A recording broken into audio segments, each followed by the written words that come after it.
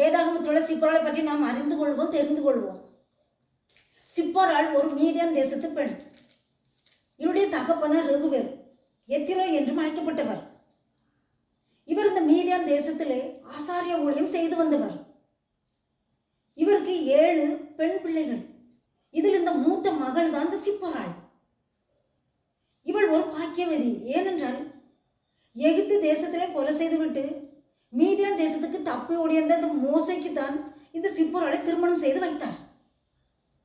இவர்களுக்கு 2 ஆண் பிள்ளைகள், கெர்சோம், எலியேசர் என்பவர்கள். 40 ஆண்டுகள் அந்த மீதியான் தேசத்திலே தனது மாமனாகி எத்திரோன் ஆடுகளை மேய்த்து வந்த போதுதான் கர்த்தர் இவருக்கு மோசைக்கு வெளிப்படுத்தி, நீ எகிப்து தேசத்துக்கு திரும்பி போ என்று சொன்னவுடன் உடனே தனது மனைவியாக சிப்போராளையும் தனது பிள்ளைகளையும் கூட்டிக் கொண்டு போகிற வழியிலே மோசையை தேவன் கொல்ல பார்த்தார்.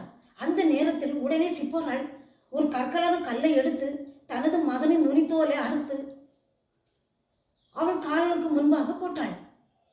நீர் எனக்கு விருத்த சேதமுள்ள இரத்த சம்பந்தமான புருஷன் என்றாள்.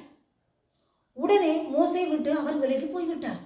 பிரியமானவர்களே, இந்த சிப்போராள் துணிச்சலாக தனது கணவரின் உயிரை காப்பாற்றியது போல நாமும் தேவனுக்கு முன்பாக உடன்படிக்கை செய்திருக்கிறபடியால் எக்காரணத்தை கொண்டும் இந்த கணவன்மார்களை கைவிடாது நாம் தேவனுடைய சமூகத்தில் அவர்களுக்காக ஜெபித்து பரிந்து பேசி ஒற்றுமையாக கூடி வாழ்வோம்.